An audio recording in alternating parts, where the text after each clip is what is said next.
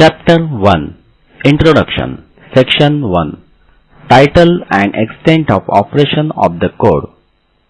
This Act shall be called the Indian Penal Code and shall extend to the whole of India except the state of Jammu and Kashmir. Section 2 Punishment of offences committed within India. Every person shall be liable to punishment under this code and not otherwise for every act or omission contrary to the provision thereof of which he shall be guilty within India. Section 3 Punishment of offences committed beyond but which by law may be tried within India.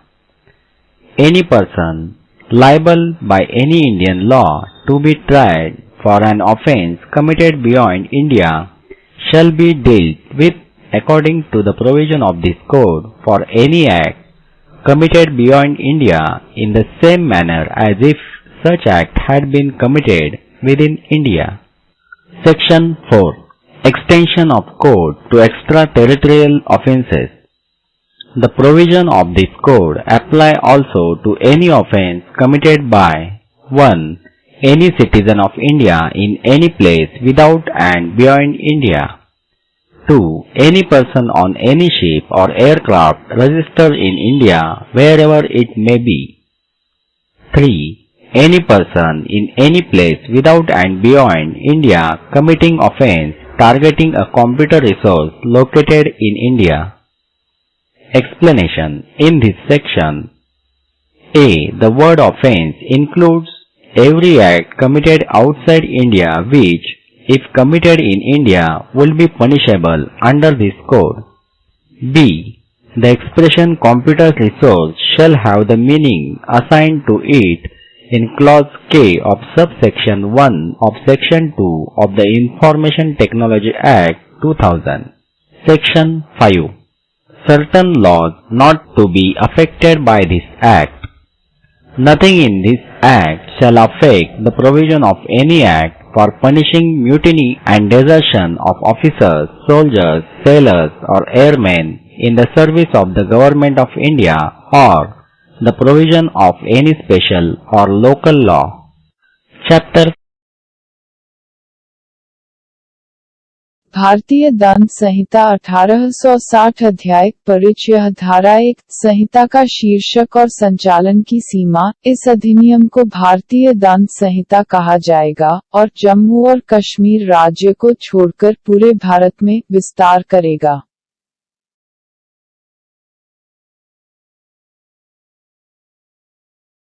ಭಾರತೀಯ ದಂಡ ಸಂಹಿತೆ 1860 ಅಧ್ಯಾಯ 1 ಪರಿಚಯ ವಿಭಾಗ 1 ಸಂಹಿತೆಯ ಶೀರ್ಷಿಕೆ ಮತ್ತು ಕಾರ್ಯಾಚರಣೆಯ ವ್ಯಾಪ್ತಿ ಈ ಕಾಯ್ದೆಯನ್ನು ಭಾರತೀಯ ದಂಡ ಸಂಹಿತೆ ಎಂದು ಕರೆಯಲಾಗುತ್ತದೆ ಮತ್ತು ಇಡೀ ಭಾರತಕ್ಕೆ ಜಮ್ಮು ಮತ್ತು ಕಾಶ್ಮೀರ ರಾಜ್ಯವನ್ನು ಹೊರತುಪಡಿಸಿ ವಿಸ್ತರಿಸಬೇಕು.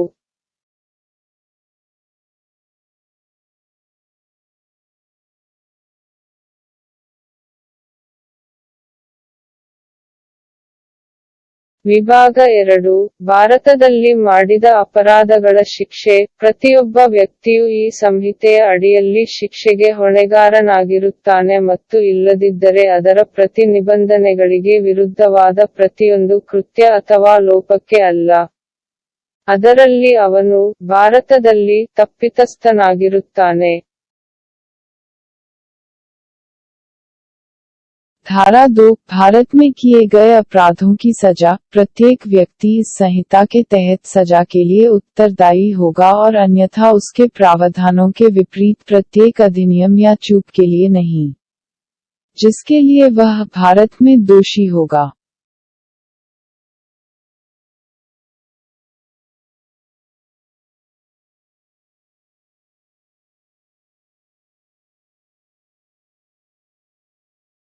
धारा 3 अपराधों की सजा, लेकिन जो कानून द्वारा किए जा सकते हैं, भारत के भीतर की कोशिश की जा सकती है। कोई भी व्यक्ति जो भारतीय कानून भारत से परे किए गए अपराध के लिए उत्तरदायी हो, प्रावधानों के अनुसार निपटा जाएगा। इस संहिता के लिए भारत से परे किसी भी कृत्य के लिए उसी तरह से जैसे कि ऐसा कृत्य भारत के भीतर किया गया था।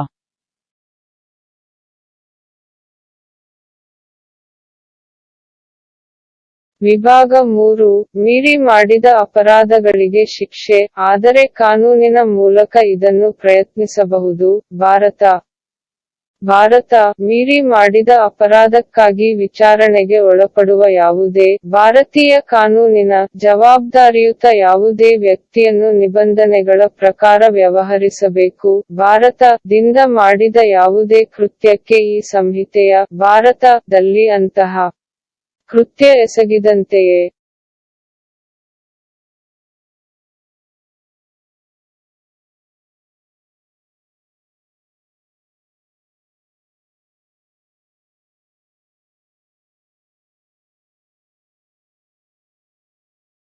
ವಿಭಾಗ 4 ಹೆಚ್ಚುವರಿ ಪ್ರಾದೇಶಿಕ ಅಪರಾಧಗಳಿಗೆ ಕೋಡ್ ವಿಸ್ತರಣೆ. ಈ ಸಂಹಿತೆಯ ನಿಬಂಧನೆಗಳು ಮಾಡಿದ ಯಾವುದೇ ಅಪರಾಧಕ್ಕೂ ಅನ್ವಯಿಸುತ್ತದೆ. 1. ಭಾರತವಿಲ್ಲದೆ ಮತ್ತು ಮೀರಿದ ಯಾವುದೇ ಸ್ಥಳದಲ್ಲಿ ಯಾವುದೇ ನಾಗರಿಕರು. 2. ಭಾರತದಲ್ಲಿ ನೋಂದಾಯಿಸಲ್ಪಟ್ಟ ಯಾವುದೇ ಹಡಗು ಅಥವಾ ವಿಮಾನದಲ್ಲಿರುವ ಯಾವುದೇ ವ್ಯಕ್ತಿ. 3. ಭಾರತವಿಲ್ಲದೆ ಮತ್ತು ಅದರಾಚೆಗಿನ ಯಾವುದೇ ವ್ಯಕ್ತಿಯು ಭಾರತದಲ್ಲಿ ಇರುವ ಕಂಪ್ಯೂಟರ್ ಸಂಪನ್ಮೂಲವನ್ನು ಗುರಿಯಾಗಿಸಿಕೊಂಡು ಅಪರಾಧ ಮಾಡುತ್ತಾನೆ. ವಿವರಣೆ. ಈ ವಿಭಾಗದಲ್ಲಿ ಅಪರಾಧ ಎಂಬ ಪದವು ಭಾರತದ ಹೊರಗೆ ಮಾಡಿದ ಪ್ರತಿಯೊಂದು ಕೃತ್ಯವನ್ನು ಒಳಗೊಂಡಿರುತ್ತದೆ, ಅದು ಭಾರತದಲ್ಲಿ ಒಪ್ಪಿಕೊಂಡರೆ, ಈ ಸಂಹಿತೆಯ ಅಡಿಯಲ್ಲಿ ಶಿಕ್ಷಾರ್ಹವಾಗಿರುತ್ತದೆ. ಅಭಿವ್ಯಕ್ತಿ ಕಂಪ್ಯೂಟರ್ ಸಂಪನ್ಮೂಲವು ಮಾಹಿತಿ ತಂತ್ರಜ್ಞಾನ ಕಾಯ್ದೆ 2021 ಆಫ್ 2000 ನ ಸೆಕ್ಷನ್ 2 ರ ಷರತ್ತು ಕೆ ಆಫ್ ಸಬ್ ಸೆಕ್ಷನ್ 1 ನಲ್ಲಿ ನಿಗದಿಪಡಿಸಿದ ಅರ್ಥವನ್ನು ಹೊಂದಿರುತ್ತದೆ.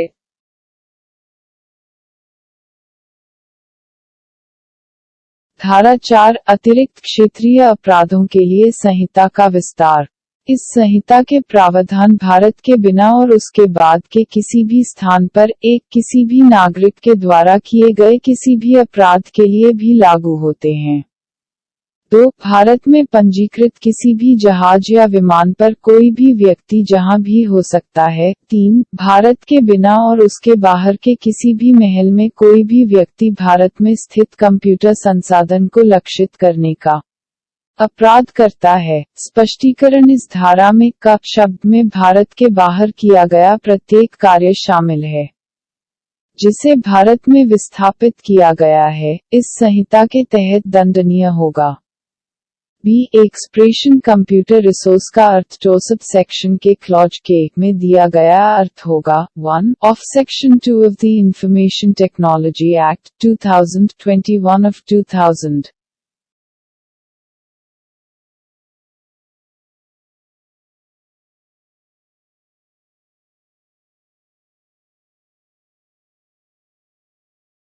धारा 5 इस अधिनियम से प्रभावित न होने वाले कुछ कानून। इस अधिनियम में कुछ भी भारत सरकार की सेवा या किसी विशेष के प्रावधानों के अधिकारियों, सैनिकों, नाविकों या एयरमैन को दंड देने के लिए किसी अधिनियम के प्रावधानों को प्रभावित नहीं करेगा, या स्थानीय कानून।